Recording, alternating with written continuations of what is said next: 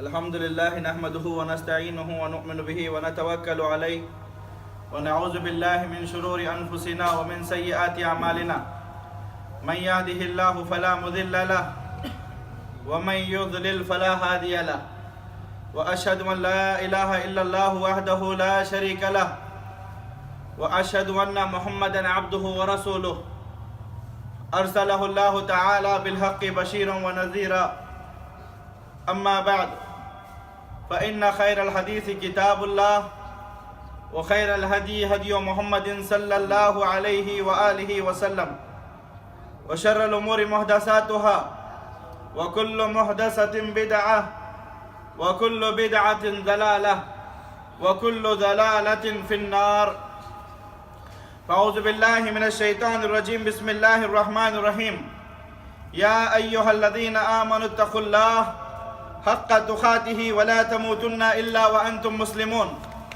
يا أيها الناس اتقوا ربكم الذي خلقكم من نفس واحدة وخلق منها زوجها وبث منهما رجالا كثيرا ونساء واتقوا الله الذي تساءلون به والأرحام إن الله كان عليكم رقيبا يا أيها الذين آمنوا اتقوا الله وقولوا قولا سديدا يصلح لكم أعمالكم ويغفر لكم ذنوبكم ومن يطع الله ورسوله فقد فاز فوزا عظيما.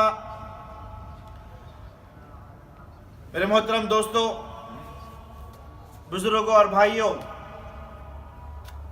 تمام قسم کی تعریف، بڑائی، عظمت و کبریائی اس اللہ وحدہ لا شریک کے لیے ہے جو ہم سب کا خالق اور مالک ہے.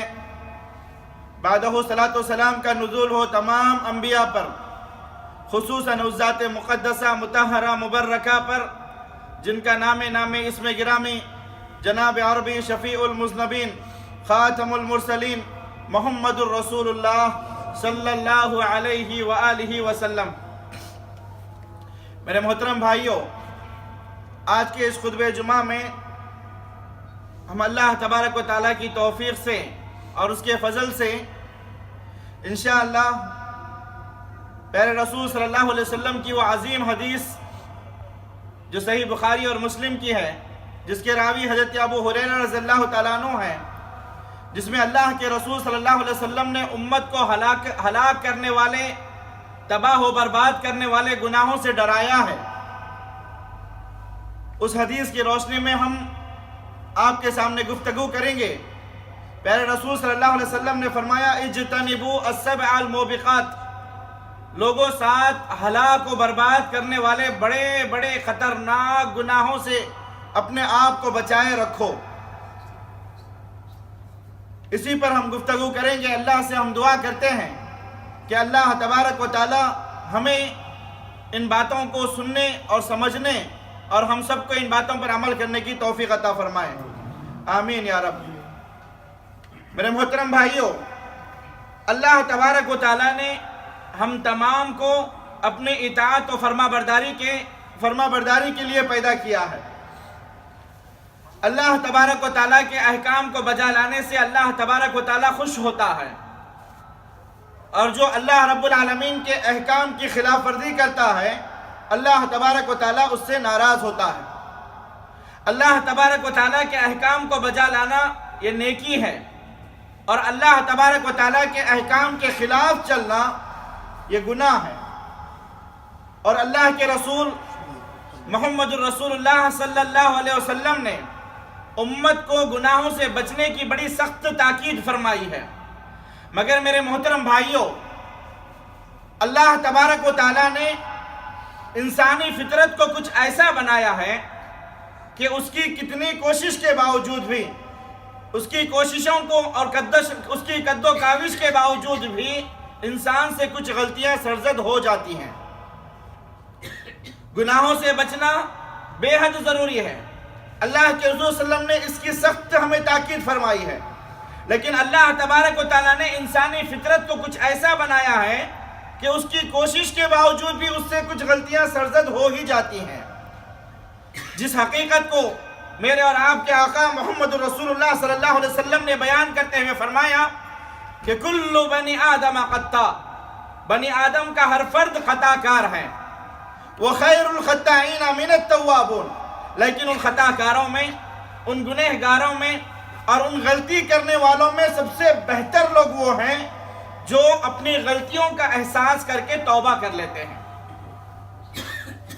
اور میرے محترم بھائیوں، ہم تمام کو اس حقیقت کو بھی جانتے ہوئے، سمجھتے ہوئے زندگی گزارنا چاہیے کہ غلطی چاہے ہم چھوٹی کریں یا بڑی کریں، ہمارے نامہ اعمال میں وہ لکھی جا رہی ہے. اللہ تبارک و تعالی اس حقیقت کو اپنے کلام پاک کی سورۃ القمر کی آیت نمبر 52 میں واضح الفاظ میں بیان فرمایا، وَكُلُّ صَغِيرٍ وَكَبِيرٍ مُسْتَتِرٍ.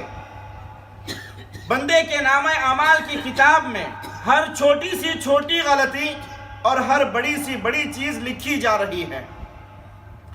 حتیٰ کہ اللہ تبارک و تعالیٰ سورۃ الزلزال میں واضح طور پر بیان فرمایا، فَمَن يَعْمَلْ مِثْقَالَ ذَرَّةٍ خَيْرًا يَرَهُ وَمَن يَعْمَلْ مِثْقَالَ ذَرَّةٍ شَرًّا يَرَهُ.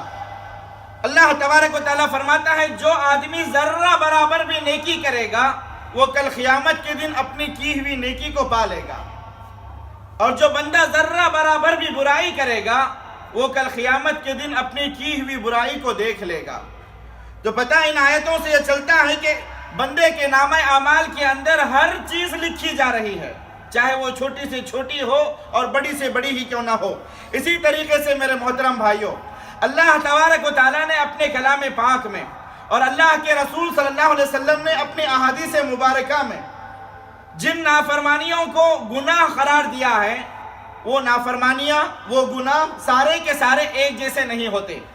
کچھ گناہ ایسے ہیں جن کو، کچھ گناہ چھوٹے گناہ ہیں تو کچھ گناہوں کو اللہ تبارک و تعالیٰ نے بہت بڑے گناہ قرار دیا ہے، اور کچھ گناہ ایسے ہیں جن سے بچنا انسان کے لیے مشکل ہی نہیں بلکہ ناممکن ہے. اور اللہ تبارک و تعالیٰ کا بے انتہا فضل و احسان ہے، بے انتہا فضل و احسان ہے کہ اللہ تبارک و تعالیٰ نے بندوں سے وعدہ فرمایا ہے کہ اگر بندے ہمارے منع کیے ہوئے بڑے بڑے نافرمانیوں سے، بڑے بڑے گناہوں سے بچتے رہیں گے تو اللہ تبارک و تعالیٰ اپنے فضل و کرم سے اور اپنی مہربانی سے اور اپنے رحمت سے بندوں کے چھوٹے چھوٹے گناہوں کو معاف فرما دے گا. عزیز ساتھیوں، اس کی دلیل اللہ تبارک و تعالیٰ اپنے کلام پاک کی سورۃ النجم کی آیت نمبر 32 میں دیتے ہوئے فرماتا ہے، وَالَّذِينَ يَجْتَنِبُونَ كَبَائِرَ الْإِثْمِ وَالْفَوَاحِشَ إِلَّا اللَّمَمَ إِنَّ رَبَّكَ وَاسِعُ الْمَغْفِرَةِ. اللہ تبارک و تعالیٰ فرماتے ہیں کہ جو لوگ بڑے بڑے گناہوں سے بچتے ہیں اور فاحشہ کاموں کے کرنے سے بچتے ہیں، اللہ تبارک و تعالیٰ وعدہ فرما رہا ہے کہ اگر ان سے چھوٹی موٹی نوک جھوک ہو جاتی ہے تو اللہ تبارک و تعالیٰ، انہیں جان لینا چاہیے کہ اللہ تبارک و تعالیٰ بڑی مغفرت کرنے والا ہے. اسی طریقے سے اللہ تبارک و تعالیٰ سورۃ النساء کی آیت نمبر 21 میں وعدہ کرتے ہوئے فرماتا ہے، ان تجتنبون کبائر ما تنہون عنہ نکفر عنکم سیئاتکم وندخلکم مدخلا کریما. اللہ اکبر کبیرہ. قربان جاؤ اللہ تبارک و تعالیٰ کی ذات گرامی پر. یہ اللہ تبارک و تعالیٰ کا بہت بڑا احسان ہے بندوں کے اوپر. اللہ تبارک و تعالیٰ فرماتے ہیں کہ اے بندو، اگر تم ہمارے منع کردہ بڑے بڑے گناہوں سے بچ جاؤ گے تو اللہ تبارک و تعالیٰ وعدے کی شکل میں فرماتے ہیں کہ نکفر عنکم سیئاتکم، ہم تم سے تمہارے چھوٹے چھوٹے گناہوں کو معاف فرما دیں گے. اور اتنا ہی نہیں، چھوٹے چھوٹے گناہوں کے معاف کرنے کے ساتھ ساتھ یہ رب کا فضل دیکھیے، اللہ تعالیٰ فرماتا ہے وَنُدْخِلْكُمْ مُدْخَلًا كَرِيمًا، ہم تمہیں بڑی اکرام والی جگہ یعنی جنت میں تمہیں داخل کر دیں گے. سبحان اللہ. عزیز ساتھیوں، اسی طریقے سے میرے اور آپ کے آقا جناب عربی محمد رسول اللہ صلی اللہ علیہ وسلم فرماتے ہیں، بخاری اور مسلم کی حدیث ہے جس کے راوی ہے کہ ابو ہریرہ رضی اللہ تعالیٰ عنہ ہیں، وَالصَّلَاةُ الْخَمْسِ وَالْجُمْعَةُ إِلَى الْجُمْعَةِ مُكَفِّرَاتٌ مَا بَيْنَهُنَّ وَالصَّلَاةُ الْخَمْسِ وَالْجُمْعَةُ إِلَى الْجُمْعَةِ مُكَفِّرَاتٌ مَا بَيْنَهُنَّ إِذَا اجْتَنَبَ الْكَبَائِرَ. پیارے رسول صلی اللہ علیہ وسلم نے فرمایا 5 وقت کی نمازیں اور ایک جمعہ سے دوسرا جمعہ درمیان کی تمام صغیرہ گناہوں کے لیے کفارہ بن جاتے ہیں. اللہ کے رسول صلی اللہ علیہ وسلم نے کتنی پیاری بات بتائی ہے. جو بندہ 5 وقت کی نمازوں کی پابندی کرتا ہے اور ایک جمعہ سے دوسرے جمعہ تک کی پابندی کے ساتھ ادا کرتا ہے، پابندی کے ساتھ ادا کرتا ہے، اس کو چھوڑتا نہیں ہے کسی بھی حال میں، اللہ کے رسول صلی اللہ علیہ وسلم فرماتے ہیں یہ 5 وقت کی نمازیں اور یہ جمعہ سے جمعہ کا ادا کرنا بندے کی تمام صغیرہ گناہوں کو جو اس درمیان ہوئے ہیں اللہ تبارک و تعالیٰ ان کو اس کا کفارہ بنا دیتا ہے، یعنی اللہ انہیں معاف فرما دیتا ہے۔ لیکن اللہ کے رسول صلی اللہ علیہ وسلم نے شرط رکھی ہے، پیارے رسول صلی اللہ علیہ وسلم نے فرمایا اِذَا اجْتَنَبَ الْكَبَائِرَ، اگر بندہ بڑے گناہوں سے بچے گا تو اللہ چھوٹے گناہوں کو معاف فرمائے گا۔ تو لیکن میرے محترم بھائیوں، بڑے گناہ انسان کو تباہی اور بربادی کی طرف لے کر کے جاتے ہیں، بڑے گناہ انسان کے نامہ اعمال کو تباہ و برباد کر دیتے ہیں۔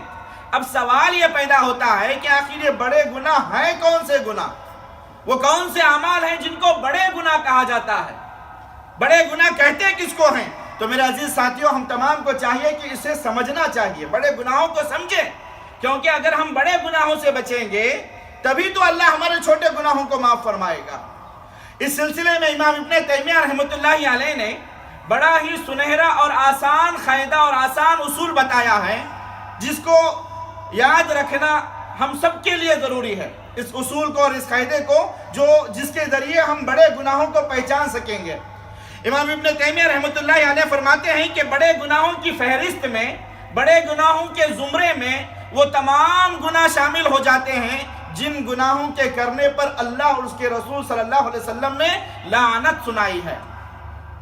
مثال کے طور پر صحیح مسلم کی حدیث ہے، پیارے رسول صلی اللہ علیہ وسلم نے فرمایا لعن رسول اللہ صلی اللہ علیہ وسلم، لعن رسول اللہ صلی اللہ علیہ وسلم آکل الربا وموکلہ وشاہدیہ وکاتبہ۔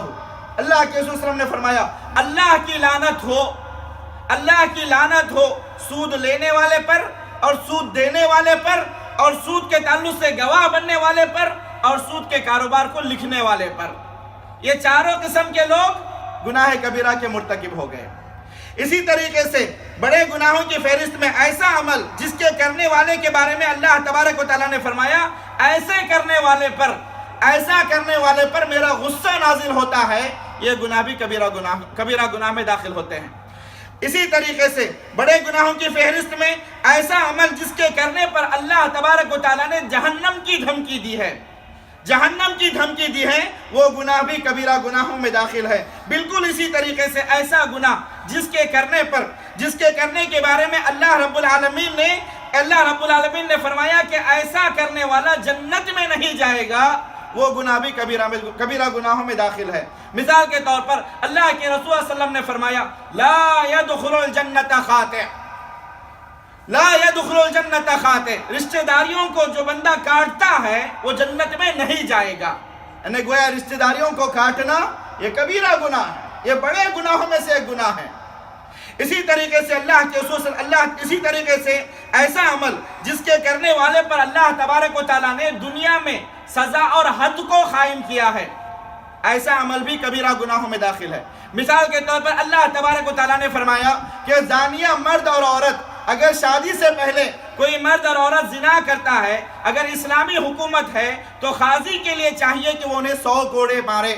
اگر شادی شدہ مرد اور عورت زنا کرتے ہیں تو انہیں سنسار کر کے ختم کر دیا جائے گا۔ یعنی اس طریقے کی حد جو قائم کی جائے، چوری کرنے والے کے ہاتھ کاٹے جائیں گے، تو زنا کرنا گناہ کبیرہ ہے، چوری کرنا گناہ کبیرہ ہے، تو اللہ تبارک و تعالیٰ نے جن گناہوں پر حد کو قائم کیا ہے دنیا کے اندر، سزا کو بتلا دیا ہے، یہ گناہ بھی کبیرہ گناہ میں داخل ہے۔ اسی طریقے سے ایسا گناہ جس کے کرنے والے کے بارے میں اللہ کے رسول صلی اللہ علیہ وسلم نے فرمایا ایسا کرنے والا ہم میں سے نہیں ہے، یا پھر اسلام سے خارج ہے، تو یہ گناہ بھی کبیرہ گناہوں میں داخل ہے۔ تو میرے عزیز ساتھیوں، کبیرہ گناہ مختلف طریقے کے ہیں، ان تمام گناہوں کی انشاءاللہ مثالیں آگے آتی جائیں گی۔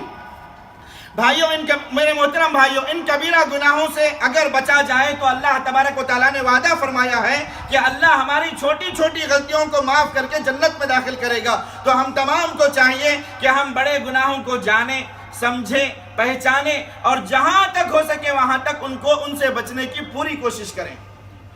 میرے محترم بھائیوں، اور بڑے گناہوں میں سے بھی بعض گناہ بہت ہی زیادہ بڑے اور انتہائی خطرناک ہیں، بڑے گناہوں میں سے بھی بعض گناہ بہت ہی زیادہ بڑے اور انتہائی خطرناک ہیں۔ اور اگر بندہ ان بڑے بڑے گناہوں کو اصرار کے ساتھ بار بار کرتا رہے گا تو وہ گناہ اکبر الکبائر یعنی انتہائی بڑے گناہ میں داخل ہو جاتے ہیں، شامل ہو جاتے ہیں۔ اور یاد رکھیں گناہ جتنا بڑا ہوگا کل قیامت کے دن اس کی سزا بھی اتنی ہی بھیانک، اتنی ہی خطرناک اور اتنی ہی بڑی ہوگی۔ اللہ سے دعا کریں کہ اللہ تبارک و تعالی ہم تمام کو آخرت کی ذلت اور رسوائی سے محفوظ فرمائیں۔ اللہ کے نبی میرے اور آپ کے آقا محمد رسول اللہ صلی اللہ علیہ وسلم نے گناہوں میں سے کچھ ایسے گناہوں کو خصوصیت کے ساتھ ذکر فرمایا ہے جو انسان کو ہلاکت اور بربادی کی طرف لے جاتے ہیں۔ بخاری اور مسلم میں ہے کہ ابو ہریرہ رضی اللہ تعالیٰ عنہ سے روایت ہے، پیارے رسول صلی اللہ علیہ وسلم نے فرمایا اجتنبوا السبع الموبقات، لوگوں 7 ایسے گناہوں سے بچو جو انسان کو ہلاکت اور بربادی کی طرف لے جاتے ہیں۔ 7 قسم کے گناہ ہیں، اگر انسان کے اندر وہ گناہ آ جائے، انسان ان گناہوں کا مرتکب ہو جائے تو اللہ تبارک و تعالیٰ اسے تباہ و برباد کر دے گا۔ یہ اللہ کا وعدہ ہے، اور اللہ جس چیز کا وعدہ کرتا ہے وہ پورا کرتا ہے۔ اور ان 7 ہلاک کرنے والے چیزوں میں سب سے پہلی چیز جو آج کا ہمارا خطبہ جمعہ کا موضوع ہے وہ ہے الشرک باللہ، اللہ تبارک و تعالیٰ کے ساتھ کسی دوسرے کو شریک کرنا، اللہ تبارک و تعالیٰ کا کسی اور کو ساجی بنانا۔ یہ گناہوں میں یہ اتنا بڑا گناہ ہے، اتنا خطرناک اور اتنا بھیانک گناہ ہے کہ دنیا میں پائے جانے والے تمام گناہوں میں سب سے بڑا گناہ الشرک باللہ، اللہ کے ساتھ کسی اور کو شریک کرنا ہے۔ میرے محترم بھائیوں، بخاری کی حدیث ہے جس کے راوی ہے کہ ابو ہریرہ رضی اللہ تعالیٰ عنہ ہے، پیارے رسول صلی اللہ علیہ وسلم سے پوچھا گیا ایُّ الذنب اعظم یا رسول اللہ، اے اللہ کے رسول صلی اللہ علیہ وسلم گناہوں میں سب سے بڑا گناہ کون سا ہے، سب سے خطرناک گناہ کون سا ہے؟ اللہ کے رسول صلی اللہ علیہ وسلم نے فرمایا ان تجعل للہ ندا وہو خلقک، پیارے رسول صلی اللہ علیہ وسلم نے فرمایا کہ تمہیں پیدا اللہ تبارک و تعالیٰ نے کیا ہے اور تم اللہ تبارک و تعالیٰ کے ساتھ کسی اور کو ساجی بنانا، یہ اللہ تبارک و تعالیٰ یہ گناہوں میں سب سے بڑا گناہ ہے۔ میرے محترم بھائیوں، شرک یہ سب سے بڑا گناہ ہے، سب سے خطرناک گناہ ہے، اتنا بھیانک گناہ ہے کہ اللہ تبارک و تعالیٰ نے اس گناہ کے تعلق سے قرآن مجید کے اندر مختلف آیتوں کو نازل فرمایا ہے۔ پہلے تو ہم شرک کے معنی اور مطلب کو سمجھتے ہیں کہ شرک کہتے کس کو ہیں۔ میرے محترم بھائیوں، اس سلسلے میں اہل علم نے بہت ساری باتیں کہی ہیں، لیکن جن باتوں کا نچوڑ اور خلاصہ یہ ہے کہ ان یفعل الانسان لغیر اللہ شیئا یختص بہ اللہ سبحانہ وتعالی، فرماتے ہیں کہ جو چیزیں، جو کام، جو عبادتیں، جو امور اللہ کے لیے خاص ہیں، ان عبادتوں میں، ان چیزوں میں، ان کاموں میں ان کاموں کو کسی اور کو دے دیا جائے، یہ شرک کہلاتا ہے۔ یا پھر ان کاموں کے اندر اللہ تبارک و تعالیٰ کے ساتھ کسی اور کو شریک کیا جائے، یہ شرک کہلاتا ہے۔ اور شریک جس کو کیا جا رہا ہے، چاہے وہ اللہ تبارک و تعالیٰ کی پیدا کردہ جمادات میں سے ہو، یعنی پتھر ہے، درخت ہے، خبریں ہیں، درگاہیں ہیں، یا پھر اللہ تبارک و تعالیٰ کے نیک اور برگزیدہ مخلوق یعنی اللہ تبارک و تعالیٰ کے انبیاء ہیں، یا پھر اولیاء اکرام ہیں، یا پھر اللہ تبارک و تعالیٰ کی معزز ترین مخلوق ملائکہ اور فرشتے ہیں، یا اللہ تبارک و تعالیٰ کا دشمن شیطان ہے، یا نافرمان لوگ ہیں، کسی کو بھی اگر اللہ تبارک و تعالیٰ کے ساتھ کسی اور کو شریک کیا جائے تو یہ اللہ کے ساتھ شریک کرنا کہلاتا ہے، اللہ کے ساتھ کسی اور کو شریک کرنا کہلاتا ہے۔ مثال کے طور پر اللہ تبارک و تعالیٰ حاجت روا ہے، اللہ تبارک و تعالیٰ مشکل کشا ہے، اللہ تبارک و تعالیٰ داتا ہے، دستگیر ہے، مصیبتوں میں مدد کرنے والا ہے، ہر چیز کا عطا کرنے والا ہے، ہر چیز کا چھننے والا ہے، اللہ رزاق ہے، اللہ مالک الملک ہے۔ یہ ساری چیزیں جو اللہ تبارک و تعالیٰ کے لیے خاص ہیں، اگر ان چیزوں کو اللہ کے علاوہ کسی اور کو دے دیا جائے کہ ہمارے بزرگ بھی ساری چیزوں کو عطا کرنے والے ہیں، وہ بھی حاجت روا ہیں، وہ بھی مشکل کشا ہیں، وہ ہمارے پیرانے پیر بھی سب کی مدد کرتے ہیں، تو یہ اللہ کے امور جو اگر کسی اور کو دے دیا جائے تو یہ شرک کہلاتا ہے۔ یہ اللہ کے ساتھ کسی اور کو شریک کیا جائے تو یہ شرک کہلاتا ہے۔ اسی طریقے سے جو عبادتیں ساری کی ساری خالص اللہ کے لیے ہیں، کس کے لیے ہیں؟ ظاہری بات ہے عبادتیں خالص اللہ کے لیے ہیں۔ رکوع کس کے لیے ہیں؟ اللہ کے لیے ہے۔ سجدے کس کے لیے ہیں؟ اللہ کے لیے ہیں۔ نمازیں کس کے لیے پڑھتے ہو؟ اللہ کے لیے پڑھتے ہو۔ قربانیاں کس کے لیے ہیں؟ اللہ کے لیے ہیں۔ نظر و نیاز کس کے لیے ہونا چاہیے؟ اللہ کے لیے ہونا چاہیے۔ امید، خوف، رجا، ڈر، یہ ساری کی ساری عبادتیں ہیں، اور یہ عبادتیں خالص اللہ کے لیے ہیں۔ اگر کوئی بندہ اللہ کے ساتھ کسی اور کے لیے ان عبادتوں کو مختص کرتا ہے تو یہ شرک کہلاتا ہے۔ تم اللہ کے سامنے بھی رکوع کر رہے ہو، اللہ کے سامنے بھی سجدے کر رہے ہو، اللہ کے سامنے قیام کر رہے ہو، یہی سجدہ، یہی رکوع، یہی قیام اگر جا کر کے کسی پیر کی درگاہ پر، کسی ولی کی درگاہ پر ٹھہر کر کے کرتے ہو تو یہ شرک کہلاتا ہے، کیونکہ یہ عبادت ہے اور یہ عبادت اللہ کے لیے ہے، اور اللہ کے ساتھ کسی اور کو اگر کرے گو تو یہ شرک کہلاتا ہے۔ قربانی کس کے لیے ہے؟ اللہ کے لیے ہے۔ جیسا کہ یہ ربیع الاخر کا مہینہ چل رہا ہے، ہمارے ہندوستان اور پاکستان وغیرہ میں 11ویں بڑی زور و شور سے منائی جاتی ہے، 11ویں بڑی زور و شور سے منائی جاتی ہے، اور ربیع الاخر کے مہینے میں عبد القادر جیلانی رحمۃ اللہ علیہ کے نام پر بکرے ذبح کر کے لوگوں کو کھانا کھلایا جاتا ہے۔ اچھی بات ہے، بکرے ذبح کرو، لوگوں کو کھانا کھلاؤ، لوگ اس سے فائدہ اٹھائیں گے، لیکن یہ جو کام کر رہے ہو عبد القادر جیلانی کے نام پر بکرے ذبح کر کے لوگوں کو کھانا کھلانا، یہ اللہ کے ساتھ شرک ہے، کیونکہ قربانی کس کے لیے ہے؟ اللہ کے لیے ہے۔ اللہ کیا کہتا ہے؟ فَصَلِّ لِرَبِّكَ وَانْحَرْ، اے محمد کریم صلی اللہ علیہ وسلم آپ نماز اللہ کے لیے پڑھیے، قربانی اللہ کے لیے دیجئے۔ اگر کوئی اللہ کے علاوہ کسی اور کے نام پر جانور ذبح کر کے لوگوں کو کھلاتا ہے، چاہے وہ عبد القادر جیلانی رحمۃ اللہ علیہ ہو، چاہے وہ امام الانبیاء میرے اور آپ کے آقا محمد کریم صلی اللہ علیہ وسلم کیوں نہ ہو، تو یہ شرک کہلاتا ہے۔ اسی طریقے سے تیسری چیز، اللہ رب العالمین کے جو افعال ہیں، اللہ رب العالمین کی جو صفات ہیں، اللہ رب العالمین کی جو اسماء حسنہ ہیں، ان صفات کو، ان افعال کو اور ان اسماء حسنہ کو کسی اور کو دے دینا، کسی اور میں ثابت کرنا، یہ بھی شرک کہلاتا ہے۔ جیسا کہ اللہ تبارک و تعالیٰ کی ایک صفت ہے، اللہ سننے والا ہے۔ اللہ کہتا ہے بندہ جہاں کہیں پر بھی رہ کر کے مجھے پکارے میں اس کی پکار کو سنتا ہوں۔ ادعونی استجب لکم، لوگوں تم کہیں سے بھی پکارو میں تمہاری دعا کو قبول کرتا ہوں۔ اگر کوئی کہتے ہیں کہ جی ہمارے پیران پیر بھی تم کہیں سے بھی پکارو وہ سن لیتے ہیں اور تمہاری حاجت کو پورا کرتے ہیں، تو یہ اللہ تبارک و تعالیٰ کی جو صفات ہیں ان صفات میں کسی اور کو شریک کرنا ہے، اور یہ شرک کہلاتا ہے۔ اور میرے محترم بھائیوں، قرآن پاک میں اللہ تبارک و تعالیٰ نے اس گناہ کی شناعت اور اس گناہ کی خطرناکی کو بیان کرتے ہوئے فرمایا، سورۃ الفرقان کی آیت نمبر 68 ہے، اللہ تعالیٰ فرماتا ہے وَالَّذِينَ لَا يَدْعُونَ مَعَ اللَّهِ إِلَٰهًا آخَرَ، وہ لوگ جو اللہ تبارک و تعالیٰ کے ساتھ کسی دوسرے کو پکارتے نہیں ہیں، وَلَا يَقْتُلُونَ النَّفْسَ الَّتِي حَرَّمَ اللَّهُ إِلَّا بِالْحَقِّ، اور اس جان کو قتل نہیں کرتے جس جان کو قتل کرنے کا اللہ تبارک و تعالیٰ نے انہیں حکم نہیں دیا ہے، یعنی بیجا کسی کی جان نہیں بہاتے، کسی کا خون نہیں بہاتے۔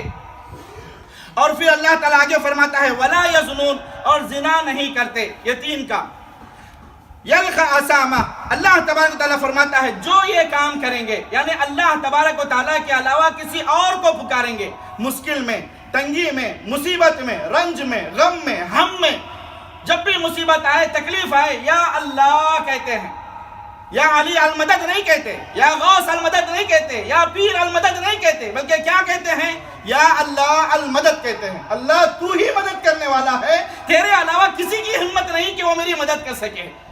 اللہ کو پکارتے ہیں، اللہ کے علاوہ کسی اور کو نہیں پکارتے۔ جو اللہ کے علاوہ کسی اور کو پکارتا ہے، اللہ اور بیجا خون بہاتا ہے یا پھر زنا کرتا ہے، تو اللہ تبارک و تعالیٰ ایسے لوگوں کے تعلق سے فرماتا ہے یلقى اسامہ، ایسا بندہ گناہ پاتا ہے، یعنی ایسا بندہ گنہگار ہے۔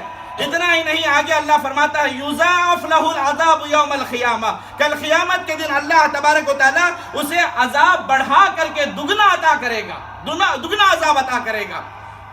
وَيَخْلُدُ فِيهِ مُحَانًا، اور اللہ تعالیٰ فرماتے ہیں کہ ایسا آدمی جہنم کے اندر ذلیل و رسوا ہو کر کے ہمیشہ ہمیشہ کے لیے رہ جائے گا۔ تو اس آیت کریمہ میں اللہ تبارک و تعالیٰ نے ایسے شخص کو جو اللہ کے ساتھ کسی اور کو معبود بنا کر کے پکارتے ہیں، یہ وعید سنائی ہے کہ ایسے شخص کو جہنم میں ذلت اور رسوائی کے ساتھ دگنا عذاب چکتے ہوئے ہمیشہ ہمیشہ کے لیے رکھ دیا جائے گا۔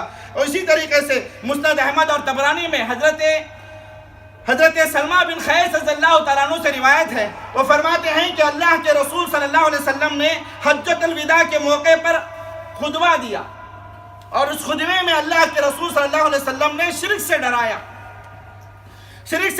اللہ کے رسول صلی اللہ علیہ وسلم نے فرمایا الا انما ہن اربع، لوگوں غور سے سنو، یہ 4 باتیں ہیں۔ اللہ کے نبی نے فرمایا الا انما ہن اربع، یہ ایسی 4 باتیں ہیں جو لوگوں کو ہلاک و برباد کر دیتی ہیں۔ گویا نبی کریم صلی اللہ علیہ وسلم نے لوگوں کو خصوصیت کے ساتھ ڈرانے والے انداز میں بیان فرمایا۔ وہ 4 باتیں کیا تھیں؟ اللہ تشرکوا باللہ شیئا، لوگوں تم اللہ تبارک و تعالیٰ کے ساتھ کسی دوسرے کو شریک نہ کرو، ولا تقتلوا النفس التي حرم اللہ الا بالحق، اور ناحق کسی کا خون مت بہاؤ، ولا تزنوا، زنا مت کرو، ولا تسرقوا، چوری مت کرو۔ اس حدیث مبارکہ سے پتہ چلتا ہے کہ زنا سے بھی بڑا گناہ، چوری سے بھی بڑا گناہ، اسی طریقے سے غیبت اور چغلخوری سے بھی بڑا گناہ، اور قتل النفس سے بھی بڑا گناہ اللہ تبارک و تعالیٰ کے ساتھ کسی دوسرے کو شریک کرنا ہے۔ میرے محترم بھائیوں، قرآن پاک میں اللہ تبارک و تعالیٰ نے ایسے مجرم کا ٹھکانہ، ایسے مجرم کی سزا جو اللہ تبارک و تعالیٰ کی عظمت اور اللہ تبارک و تعالیٰ کی کبریائی کو نہ جانتے ہوئے اللہ کے ساتھ کسی دوسرے کو شریک کرتا ہے، مختلف کئی مقامات پر اللہ نے بیان فرمایا۔ سورہ مائدہ کی آیت نمبر 72 ہے، اللہ تعالیٰ فرماتا ہے اِنَّهُ مَن يُشْرِكْ بِاللَّهِ فَقَدْ حَرَّمَ اللَّهُ عَلَيْهِ الْجَنَّةَ وَمَأْوَاهُ النَّارُ وَمَا لِلظَّالِمِينَ مِنْ أَنصَارٍ۔ اللہ فرماتے ہیں جو شخص اللہ کے ساتھ کسی اور کو شریک کرتا ہے، اللہ تبارک و تعالیٰ نے ایسے شخص پر جنت کو حرام کر دیا ہے، حرام ہے جنت ایسے شخص پر۔ وَمَأْوَاهُ النَّارُ، اور اس کا ٹھکانہ اللہ نے جہنم میں بنایا ہے۔ وَمَا لِلظَّالِمِينَ مِنْ أَنصَارٍ، اور ان ظالموں کا کوئی مددگار نہیں ہے۔ اس کے بعد اللہ تبارک و تعالیٰ سورۃ النساء کی آیت نمبر 116 میں فرماتا ہے إِنَّ اللَّهَ لَا يَغْفِرُ أَن يُشْرَكَ بِهِ وَيَغْفِرُ مَا دُونَ ذَلِكَ لِمَن يَشَاءُ وَمَن يُشْرِكْ بِاللَّهِ فَقَدْ ضَلَّ ضَلَالًا مُبِينًا۔ اللہ تعالیٰ فرماتے ہیں اللہ تبارک و تعالیٰ ایسے انسان کو ہرگز معاف نہیں کرے گا، ہرگز معاف نہیں کرے گا۔ یہ اللہ کا وعدہ ہے کہ اللہ اسے ہرگز نہیں معاف کرے گا۔ کیسے انسان کو؟ جو اللہ کے ساتھ کسی اور کو شریک کرتا ہے۔ اس کے علاوہ ہو سکتا ہے اس کے علاوہ دوسرے گناہوں کو، دوسرے لوگوں کو اللہ تبارک و تعالیٰ چاہے، یہ اس کی مشیت ہے، معاف کر دے، لیکن شرک کرنے والے کو اللہ ہرگز نہیں معاف کرتا۔ جو شرک کرتا ہے ایسا شخص بڑی دور کی گمراہی میں جا کر گرتا ہے۔ اور سورہ نساء کی آیت نمبر 48 میں اللہ تعالیٰ فرماتا ہے وَمَن يُشْرِكْ بِاللَّهِ فَقَدِ افْتَرَى إِثْمًا عَظِيمًا، جو شخص اللہ کے ساتھ کسی دوسرے کو شریک کرتے ہیں گویا وہ اللہ پر بہت بڑا گناہ گھڑتے ہیں، بہت بڑا گناہ گھڑتے ہیں۔ تو میرے عزیز ساتھیوں، اللہ شرک کو ہرگز معاف نہیں کرتا۔ کب تک نہیں معاف کرتا؟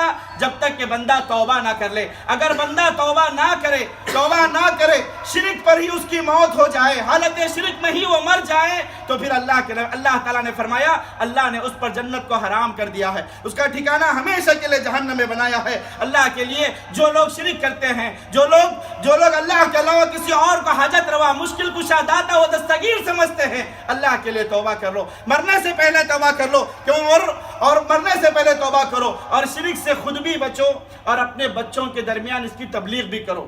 بیوی کو بھی بچاؤ، بچوں کو بھی بچاؤ، یہ تمہاری ذمہ داری ہے، شرک کرنے نہ دو، بچوں کے درمیان اس کی تبلیغ کرو، اور مرنے سے پہلے بچوں کو یہ نصیحت کرو، یہ وصیت کرو کہ بچوں جب تک جینا اسلام پر جینا، توحید پر جینا، ایمان کی حالت میں جینا، شرک نہ کرنا۔ لقمان علیہ السلام اللہ کے پیغمبر، اللہ کے نبی، اپنے بچوں کو نصیحت کرتے ہوئے فرماتے ہیں فرماتے ہیں سورہ لقمان کی آیت نمبر 13 ہے وَإِذْ قَالَ لُقْمَانُ لِابْنِهِ وَهُوَ يَعِظُهُ يَا بُنَيَّ لَا تُشْرِكْ بِاللَّهِ إِنَّ الشِّرْكَ لَظُلْمٌ عَظِيمٌ۔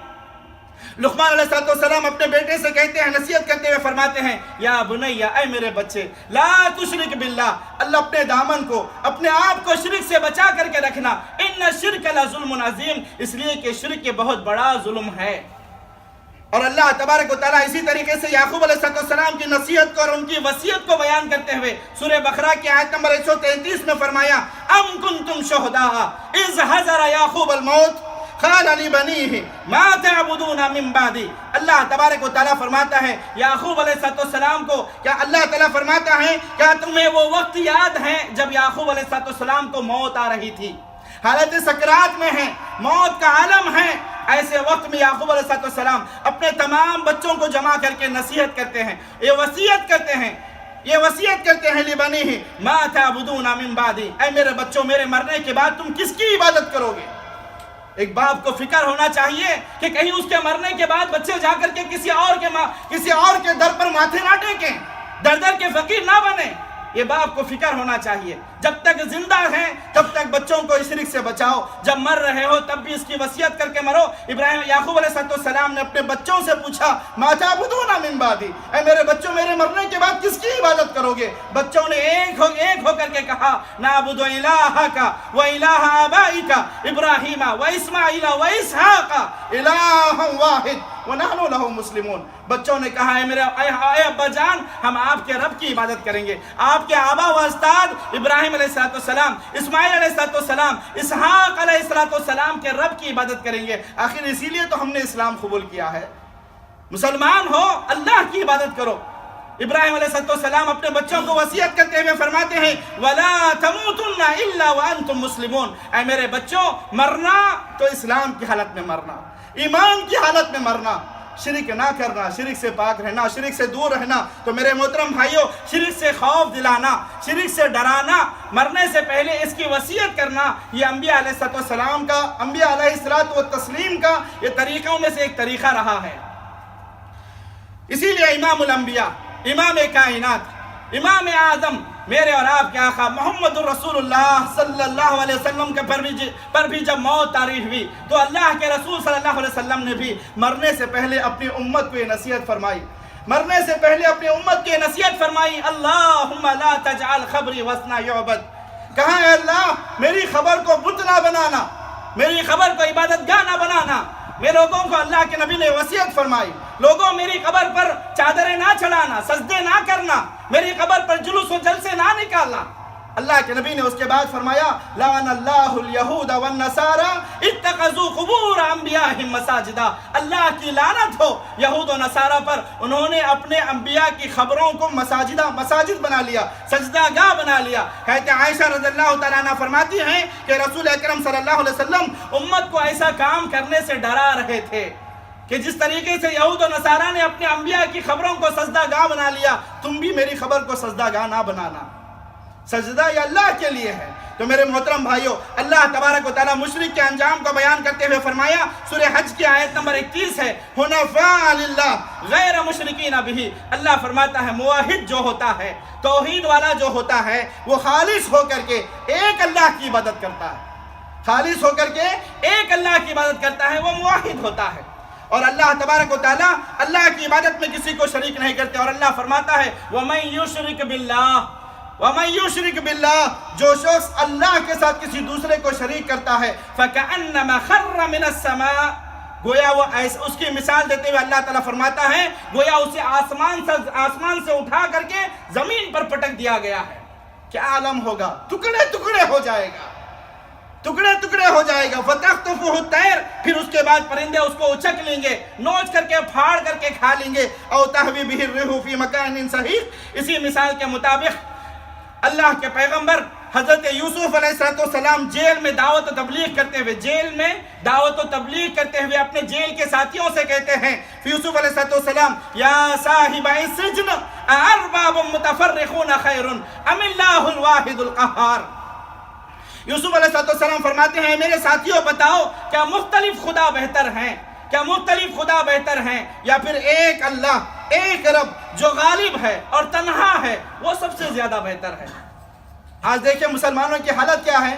مصیبت آتی ہے ایک درگاہ کی طرف دوڑتے ہیں، تکلیف آئے دوسری درگاہ کی طرف دوڑتے ہیں، بچے چاہیے تیسری درگاہ کی طرف دوڑتے ہیں، نوکری چاہیے چوتھی درگاہ کی طرف دوڑتے ہیں، اور پھر کاروبار میں برکتیں چاہیے پانچویں درگاہ کی طرف کرتے ہیں. ہر کام کے لیے ایک درگاہ کو بنا لیا ہے، ہر کام کے لیے ایک پیر کو بنا لیا ہے، ہر کام کے ہر مشکل کے حل کے لیے ایک ولی کو بنا لیا ہے. یہ بہتر ہیں یا پھر غور کر کے دیکھو، ہر مصیبت، ہر پریشانی، ہر تکلیف کو دور کرنے کے لیے ایک اللہ، ایک رب زیادہ بہتر ہے۔ ایک رب کو پکارنا بہتر ہے یا پھر ہزار رب کو پکارنا بہتر ہے؟ تو یقیناً مسلمان تو وہ ہوتا ہے جو اللہ واحد اور غالب کو پکارتا ہے، اور اللہ واحد غالب کو پکارنا یہ سب سے زیادہ بہتر ہے۔ آخری حدیث بتا کر کے بات کو ختم کرتا ہوں۔ نبی کریم صلی اللہ علیہ وسلم نے مشرکین کے عاقبت اور مشرکین کے انجام کو بیان کرتے ہوئے فرمایا مشرکین جن پر اللہ تبارک و تعالیٰ نے جنت کو حرام کر دیا ہے، ان کا ٹھکانہ ہمیشہ کے لیے جہنم میں بنایا ہے۔ مسلم شریف کی روایت ہے، پیارے رسول صلی اللہ علیہ وسلم نے فرمایا اما اہل النار، غور کریں اس حدیث پہ، یہ آخری حدیث بتا رہا ہوں، اگر اس کے باوجود بھی تمہارا جسم نہ ٹٹولے، تمہارا دل نہ لرزے، اس کے باوجود بھی اگر کوئی مسلمان اللہ سے توبہ نہ کرے شرک سے، تو پھر اس کی مسلمانیت کس کام کی؟ اللہ کے رسول صلی اللہ علیہ وسلم فرماتے ہیں اما اہل النار الذین هم اہلها فإنهم لا يموتون فيها ولا يحيون۔ لوگوں سنو، وہ جہنمی جو اصل جہنم میں رہنے کے لیے بنائے گئے ہیں، یا اصل جہنمی جن کو ہمیشہ کے لیے جہنم میں رکھا جائے گا، وہ کون لوگ ہوں گے؟ وہ اللہ تبارک و تعالیٰ کے ساتھ کسی دوسرے کو شریک کرنے والے ہوں گے، اللہ کے ساتھ کسی اور کو حاجت روا، مشکل کشا، داتا و دستگیر سمجھنے والے ہوں گے، جنہیں اللہ ہمیشہ جہنم میں رکھے گا۔ کیا حالت ہوگی جہنم میں؟ اللہ کے نبی اس منظر کو بیان کرتے ہوئے فرماتے ہیں کہ لا يموتون فيها ولا يحيون۔ لوگوں سنو، جہنم کے اندر یہ مشرکین کا عالم یہ ہوگا، یہ نہ تو مر سکیں گے نہ تو جی سکیں گے، موت کی تمنا کریں گے لیکن موت نہیں آئیں گی، ان کی زندگی موت سے بدتر ہو جائے گی، نعوذ باللہ۔ مشرکین کا یہ انجام ہونے والا ہے۔ توبہ کرو مسلمانوں جو بھی اس دلدل میں پھنسے ہوئے ہیں۔ پھر نبی کریم صلی اللہ علیہ وسلم آگے فرماتے ہیں وَلَكِنْ أُنَاسٌ أَصَابَتْهُمْ نَارٌ بِذُنُوبِهِمْ وَبِقَعُوا بِخَطَايَاهِمْ۔ لیکن کچھ ایسے لوگ ہیں جو اپنی غلطیوں کی وجہ سے جہنم میں داخل کر دیے گئے، اپنی غلطیوں کی وجہ سے۔ یہ صحیح مسلم کی روایت ہے، حضرت ابو سعید خدری رضی اللہ تعالیٰ عنہ اس حدیث کے راوی ہیں، اور حدیث صحیح ہے۔ اللہ کے رسول صلی اللہ علیہ وسلم فرماتے ہیں ان مشرکین کے علاوہ کچھ ایسے لوگ ہوں گے جو جہنم میں اپنے گناہوں کی وجہ سے داخل کر دیے گئے، کچھ دیگر گناہوں کی وجہ سے، شرک کی وجہ سے نہیں ہے۔ اللہ تبارک و تعالیٰ ان کی خوش نصیبی کے تعلق سے فرماتا ہے، اللہ تعالیٰ فَأَمَاتَتْهُمْ إِمَاتَةً حَتَّى إِذَا كَانُوا فَحْمًا۔ اللہ تبارک و تعالیٰ انہیں جہنم کے اندر موت عطا فرمائے گا، وہ جلیں گے اتنا جلیں گے کہ جل کر کے فہم ہو جائیں گے، یعنی کوئلہ بن جائیں گے۔ پھر اللہ تبارک و تعالیٰ کے حکم سے اس جلے ہوئے کوئلے کو اٹھا کر کے جنت کے کنارے پر اڈیل دیا جائے گا۔ پھر اللہ تبارک و تعالیٰ جنتیوں سے کہے گا ثم قیل یا اہل الجنہ افیضوا علیہم۔ اللہ تبارک و تعالیٰ جنتیوں سے کہے گا اے جنتیوں، یہ جو کوئلہ جہنم سے، انسانوں کا کوئلہ جو جل کر کے جہنم سے تمہارے کنارے پر آ کر کے پڑا ہوا ہے، جنت کے کنارے پر آ کر کے پڑا ہوا ہے، اس پر جنت کا پانی ڈالو، اس پر جنت کا پانی ڈالو۔ اللہ تبارک و تعالیٰ کے حکم سے اہل جنت کا پانی اس کوئلے پر ڈالیں گے جو کوئلہ جہنم سے جل کر کے آیا ہوا تھا، توحید والا تھا، اللہ سے شرک نہیں کرتا تھا، دیگر کچھ گناہ اس سے ہو گئے، توحید پر قائم تھا، توحید پر زندہ تھا، توحید پر اس کی موت ہوئی ہے، اللہ کے ساتھ کسی دوسرے کو شریک نہیں کرتا تھا، مگر کچھ غلطیاں، کچھ خطائیں، کچھ گناہ اس سے ایسے سرزد ہو گئے جس کی وجہ سے اللہ نے اس کو جہنم میں داخل کر دیا، جہنم میں جل کر کے کوئلہ بن گیا۔ پھر اللہ کے حکم سے اس کو نکال کر کے جنت کے کنارے پر لا کر کے ڈالا گیا۔ پھر اللہ جنتیوں کو حکم دیا کہ جنت کا پانی اس پر ڈالو۔ اللہ اکبر، جنت کے پانی میں وہ کیا اللہ نے قوت رکھی ہے، جنتی جب جنت کا پانی اس کے اوپر اس کوئلے پر اڈھیلیں گے، اس کوئلے پر ڈالیں گے تو اللہ کے رسول صلی اللہ علیہ وسلم فرماتے ہیں فَيَنْبُتُونَ كَمَا تَنْبُتُ الْحَبَّةُ فِي حَمِيلِ السَّيْلِ۔ سیلاب جب آتا ہے، آ کر کے نکل کر کے چلا جاتا ہے تو زمین میں کیسے چھوٹے چھوٹے ہلکے سے پودے اگتے ہیں، اللہ کے رسول صلی اللہ علیہ وسلم فرماتے ہیں ان کوئلوں میں سے ایسے ہی پودے نکلیں گے، ان کوئلوں میں سے ایسے یہ کوئلے بالکل اسی طریقے سے اگنے لگیں گے حتیٰ کہ اللہ تبارک و تعالیٰ کے حکم سے ان کوئلوں کے اندر جان آئے گی، وہ پھر سے انسان بنیں گے، اور اللہ تبارک و تعالیٰ انہیں اپنے فضل و کرم سے، اپنی رحمت سے اور اپنی مغفرت سے انہیں جنت کے اندر داخل فرمائے گا۔ لیکن میرے محترم بھائیو، وہ لوگ جن کی موت شرک پر ہوئی ہے، جن کی موت حالت شرک میں ہوئی ہے، جو شرک کرتے کرتے مر کر کے چلے گئے، اللہ کے رسول صلی اللہ علیہ وسلم نے فرمایا ایک تو اللہ تبارک و تعالیٰ جہنم میں انہیں دگنا عذاب عطا فرمائے گا، موت کی تمنا کریں گے موت نہیں آئے گی، زندگی ان کی موت سے بھی بدتر ہوگی، موت سے بھی بدتر ہوگی، اور اللہ تبارک و تعالیٰ کے حکم سے انہیں ہمیشہ ہمیشہ کے لیے جہنم میں چھوڑ دیا جائے گا، پھر کبھی انہیں جہنم سے نہیں نکالا جائے گا۔ اللہ سے دعا کرو کہ اللہ تبارک و تعالیٰ ہمیں جب تک دنیا میں رکھے شرک سے بچا کر کے رکھے۔ جو لوگ شرک میں ڈوبے ہوئے ہیں ان سے دعا گزارش ہے کہ وہ توبہ کر لیں، مرنے سے پہلے توبہ کر لیں، اپنے بچوں کو اپنے بیویوں کو شرک سے بچائیں، انہیں بھی بچنے کی تلقین کریں۔ تو اللہ سے دعا ہے کہ اللہ تبارک و تعالیٰ ہم تمام کی شرک سے حفاظت فرمائے، جب تک اللہ تبارک و تعالیٰ ہمیں دنیا میں رکھے پکا موحد بنا کر کے دنیا میں رکھے، توحید پر زندہ رکھے، اور اللہ توحید پر ہمیں وفات عطا فرمائے۔ اقول قولی ھذا واستغفر اللہ لی ولکم ولسائر المسلمین من کل ذنب فاستغفروا واتوبوا الیہ انہ هو الغفور الرحیم۔